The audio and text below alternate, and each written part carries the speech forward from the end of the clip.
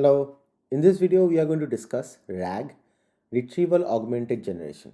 Like you guys have already heard about RAG in today's AI world.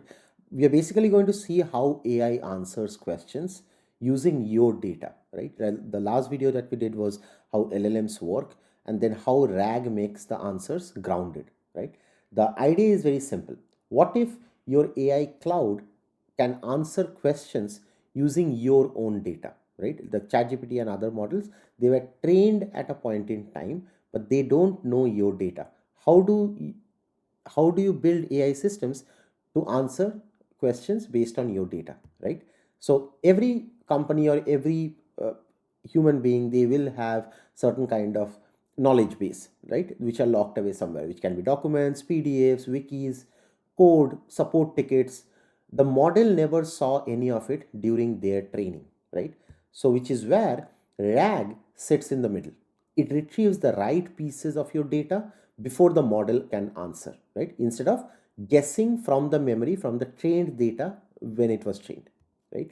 So the pipeline is it finds relevant chunks, passes them to the LLM as context, then generates an answer grounded in what was actually retrieved, right? And the result isn't a hallucination, right? And we are going to listen about what hallucination and learn about what hallucination is. It's a grounded answer, right, which is tied to the real sources that your team can verify.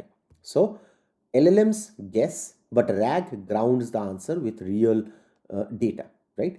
That is what RAG is, and that is what we are going to discuss in this video in depth by building step by step. Okay, so let's get started.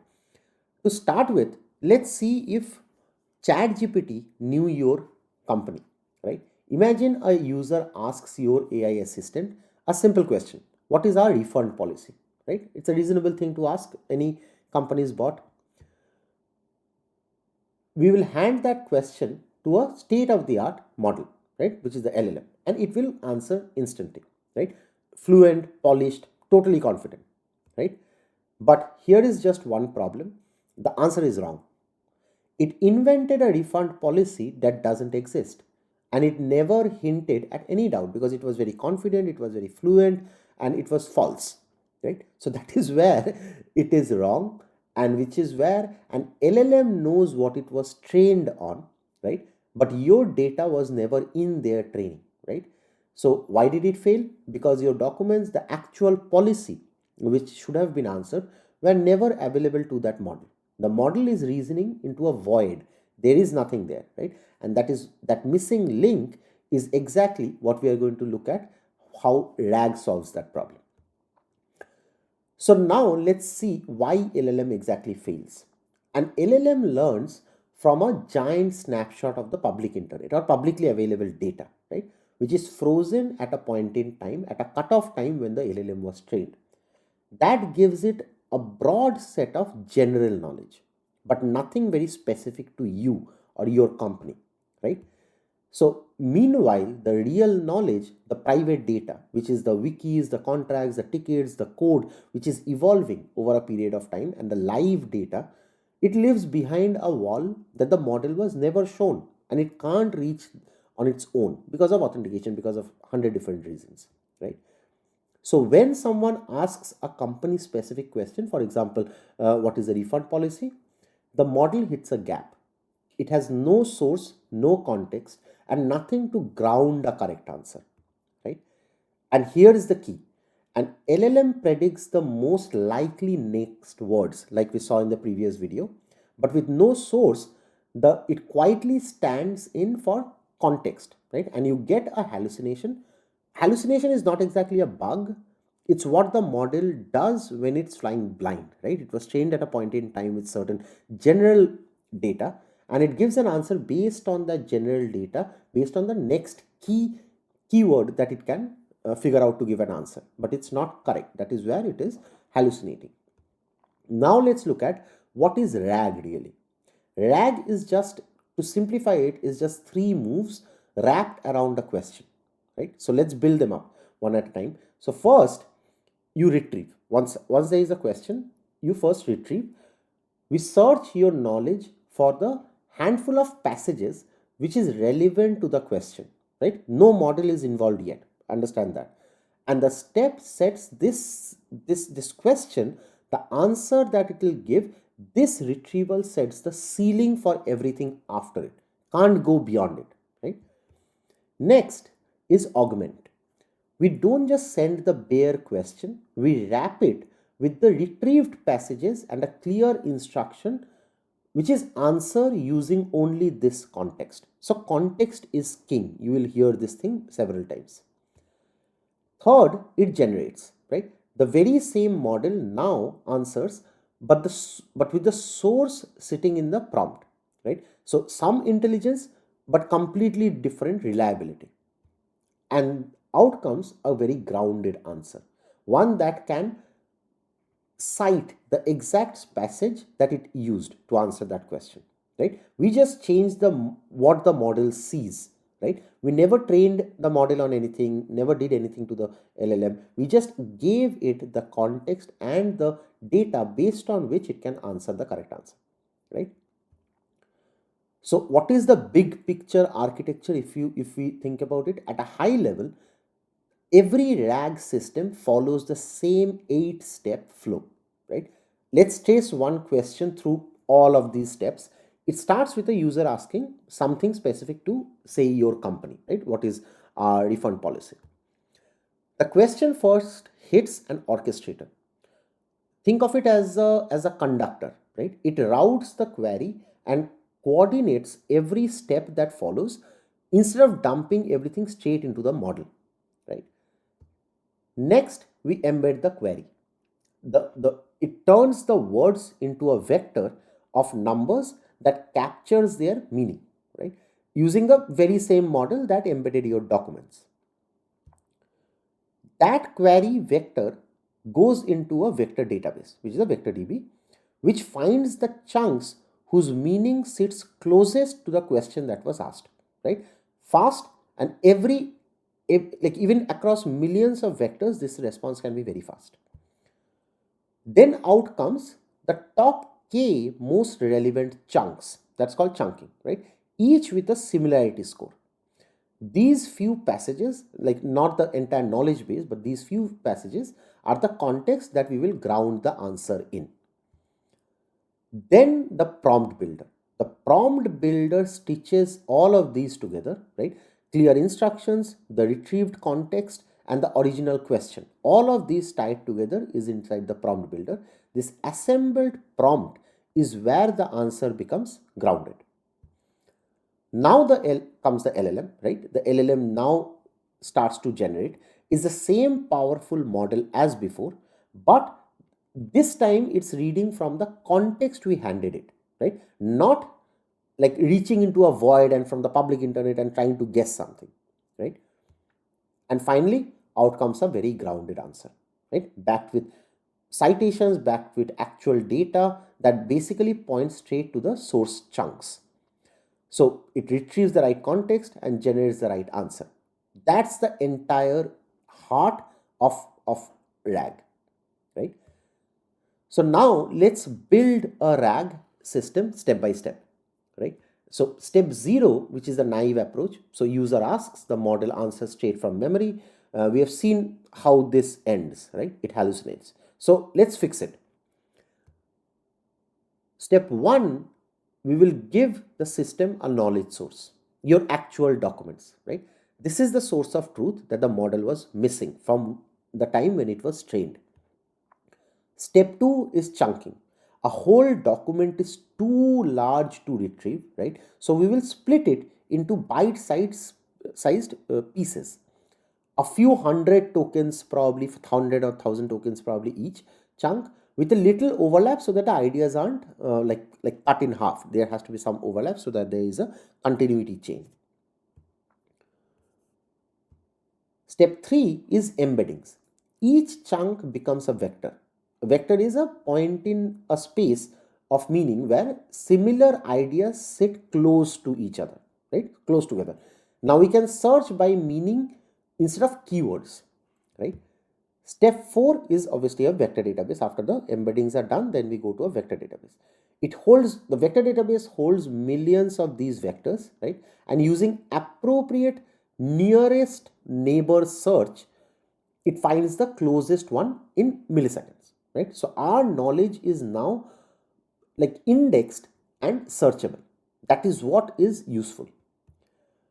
Step 5 is the retrieval. So before the retrieval can happen, now the question itself gets embedded and searched against that index, right? That was created in the vector DB, which is pulling back the top handful of the relevant chunks, answers. Notice that the old like direct line to the model is now gone, right?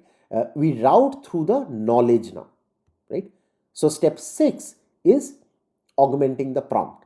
We stitch the question together with the retrieved chunks and clear instructions. This assembled prompt is the moment the answer becomes grounded. And step 7 is generation. The same model from step 0 now produces a grounded citable answer. Not because it was smarter, not because it was trained, but because of everything we built around it, which is the documents, the chunking, the embedding, then going into the vector DB, vectorizing it, then getting the top k chunks, then retrieving it, then preparing the prompt around with all of this context, and then feeding it to the LLM, which can then answer, right? That's a RAG system. Now, how does a production RAG system works? In production, the client never talks to the model directly, right? A request hits your API, right, and hands to an orchestrator. The head, like you can consider the orchestrator as the head chef that decides everything that happens next, right? So first, capability, like the retrieval. The RAG pipeline we just built, but like one tool that the orchestration can reach, right? Not the entire system, but it's a one tool that the orchestrator can reach. Next, tools. Some questions need action and like not just knowledge, right? So call an API, run a query, take a step, like these are all tools. The orchestrator can invoke these tools to actually do things. Then memory. So the system remembers the conversation and relevant history instead of starting from scratch for every message, right? So you will know when you are chatting with ChatGPT and these systems, you will know that it has some memory because it can understand some of the things from the previous context which you did not type in as a message in a prompt, right? And obviously the LLM. So it's just one component here, like you are seeing. LLM is not the entire thing, it's just one component, which is reasoning over whatever the orchestrator gathered, right? Notice it's no longer the star of the system, right? It's a part that you could swap like in or out tomorrow. And then before anything reaches the user, we obviously add guardrails which can check it, like it will filter unsafe or like off policy outputs. Like this layer is the line between a flashy demo and something you can actually ship to customers, productionize, right? And then finally a safe grounded answer makes its way back to the client, right? That whole orchestration, like not just the model alone, is what is called the production RAG. So if you are looking at a production RAG, it'll start from a client, then an API, then orchestrator. Then the orchestrator does everything after that. It starts with retrieval, it calls different tools, it has its own memory, then it interacts with the model. Then after all of this, it has some guardrails and evaluation so that it can filter out which is right versus wrong. And then a right answer comes back to the client. Right? That is a production RAG. Next, let's look at some of the common failure modes. What you are seeing on the screen is a very happy path, right? Like basically a question, retrieval, context, model, answer, right? Now let's break it, because like knowing the failure modes is what makes you good at this. Like you will know what are the things that can fail and you will design your system around it. The first failure is, which is the most common, which is bad retrieval, right? If search pulls the wrong chunks, the model like faithfully builds an answer on the wrong foundation, right? Garbage in, garbage out, which is confident, right? So which is bad. Failure 2 is bad chunking, right? When a chunk spills an idea in half, like it splits an idea in half, like the retrieval returns the rule like without its exception, right? So the model isn't weak, The context was fragmented, right? Failure 3 is context explosion, which is like teams panic and stuff in like more chunks, but that drives the cost and latency and buries the one relevant passage that is mainly important in noise, right? So fewer better chunks is what you want, right? And finally, fourth failure is, which is quite one and which is where it is very important to track and evaluate and put guardrails around it, is verification. If you don't have verification, with nothing checking the output, confident hallucination or confident bad output can go to the user, right? So every failure is about inputs and the checks, not the model's intelligence. Now let's look at how an advanced retrieval may work. Basic retrieval gets you to a demo, right? Like we discussed. But to get to a product, a productionized system, we turn retrieval into a precise funnel. It starts with the query. First, hybrid search. Dense vector search is great at meaning, but can miss an exact product code, right? If you are looking for that. Sparse keyword search nails these, but misses phrases, paraphrases, right? So blend them and recall like gets the most robust system. Next, re-ranking. So we cast a wide, cheap net for many candidates. So that what we do here is we run a smarter re-ranker that needs like each one and keeps only the best, right? So you will get whole lot of chunks, but from there you can re-rank and basically keep the best, only keep the best. And it's often the biggest quick win in retrieval. Finally, the sharpeners, which are the filters and the compressors, which is the metadata fillers to search the right shell, right? Multi-query to ask up in a few ways. And then the context compression to trim each chunk to just what matters. That is what that entire funnel is.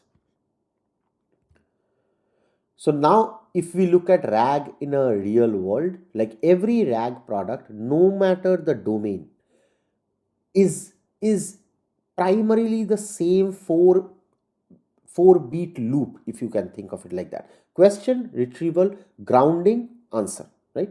Now watch. The only thing that changes between products, different types of products, is the knowledge base. So what does that mean? If you plug in your help center and it becomes a support bot, right? It can real answers about refunds, shipping. It is grounding the actual policy. You swap in your wikis and design docs and it's an internal assistant, right? Turning the tribal knowledge into something anyone can just ask for inside the company. Point it at your own repo and it's a code assistant, and that actually knows your conventions, your APIs. It's like basically your entire coding patterns. In healthcare, the same loop carries, right? So